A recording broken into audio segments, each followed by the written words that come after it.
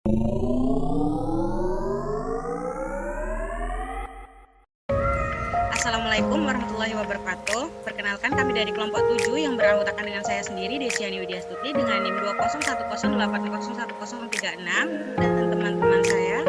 Perkenalkan, nama saya Wasa Nabila dengan NIM 2010801033. Perkenalkan, nama saya Nanda Nursela dengan NIM 2010801034. Saya Rahmadina Islamiyati dengan NIM 2010801035. Saya Anissa Marianti dengan nomor NIM 2010801037. Jadi adanya kami di sini ingin mempresentasikan hasil diskusi yang telah kami bahas mengenai perkembangan emosi pada lansia, yang akan saya mulai dari definisi lansia.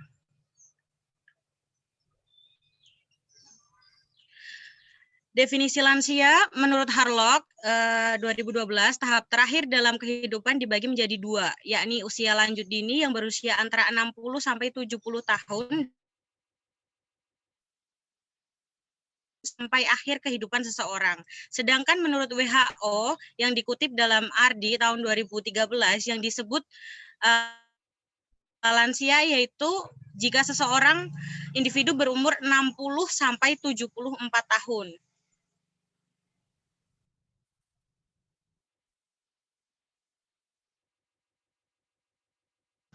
Selanjutnya itu ada definisi emosi. Menurut Daniel Goleman dan Roger F. menyebutkan emosi adalah sebuah respon dari kondisi yang dialami individu yang diikuti dengan perubahan pikiran dari kondisi tersebut, perubahan psikis dan keinginan untuk melakukan sesuatu yang didapat dari kondisi tersebut.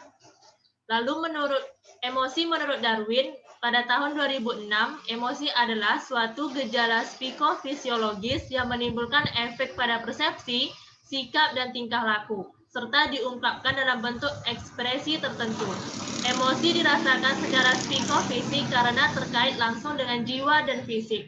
Ketika emosi meledak-ledak secara psikis, hal itu memberi kepuasan. Namun secara fisik, membuat jantung berdebar-debar atau langkah kaki terasa ringan, juga tak terasa ketika berteriak puas kegirangan.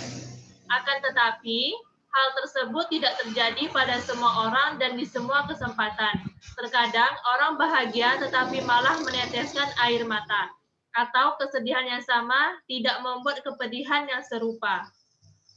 Dari beberapa definisi di atas dapat disimpulkan bahwa emosi adalah suatu perasaan yang dapat menimbulkan perubahan yang disadari mengikuti keadaan psikologis dan mental serta diekspresikan dalam bentuk perilaku yang tampak.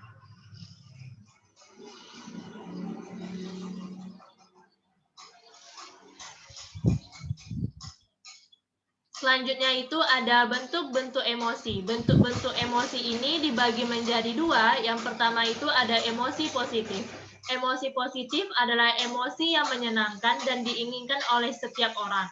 Emosi positif yang kerap dialami oleh manusia.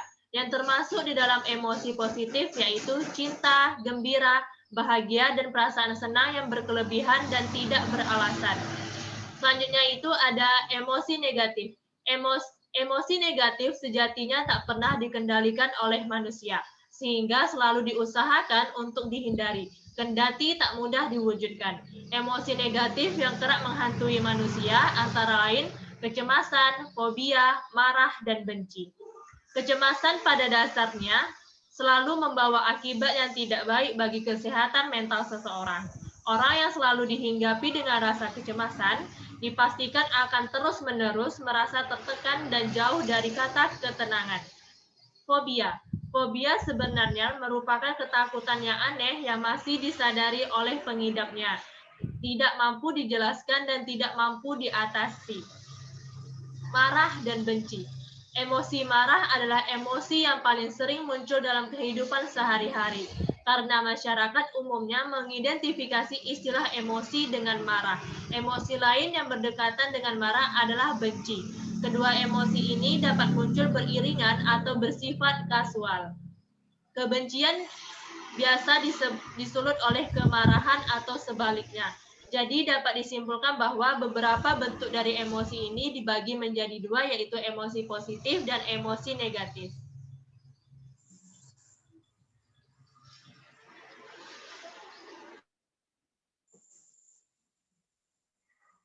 Baik, di sini terdapat juga faktor-faktor yang mempengaruhi emosi, yaitu di sini dibagi menjadi 3 faktor. Yang pertama, faktor lingkungan.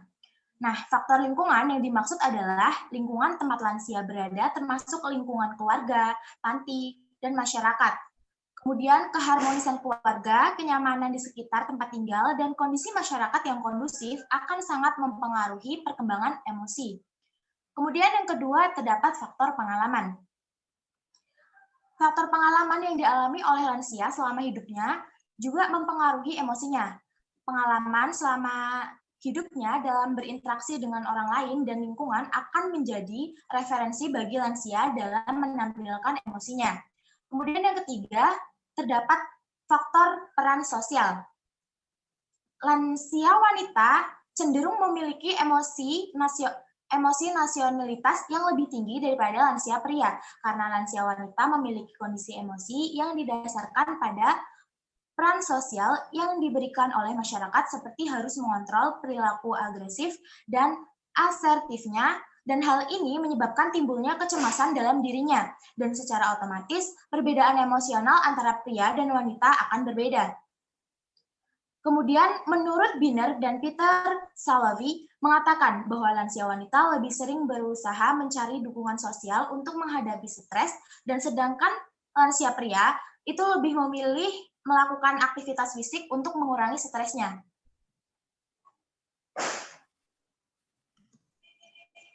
Lanjut.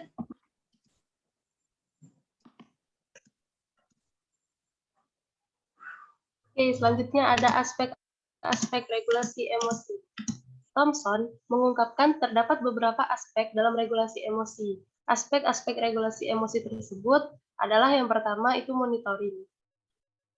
Monitoring atau pemantauan yaitu kemampuan yang berhubungan dengan pembuatan suatu keputusan oleh individu terhadap langkah apa yang akan digunakan untuk menghadapi segala bentuk emosi pikirannya. Yang kedua ada evaluation. Evaluation atau penilaian yaitu individu memberikan penilaian baik itu positif atau negatif atas segala peristiwa yang dihadapi sesuai dengan pengetahuan yang dimilikinya dan bagaimana menggunakan pengetahuannya tersebut sesuai dengan harapannya. Penilaian positif dapat mengelola emosi secara baik, sehingga terhindar dari pengaruh-pengaruh emosi negatif yang dapat membuat individu bertindak di luar harapannya. Dan yang terakhir, modifying emotional reaction, atau kemampuan memodifikasi emosi, yaitu suatu kemampuan untuk merubah emosi ke arah yang lebih baik, dengan mengubah pengaruh negatif yang masuk menjadi dorongan dalam diri agar menjadi individu dengan motivasi perubahan ke arah yang positif, dan kemudian diterapkan dalam perilaku atas respon yang dipilihnya.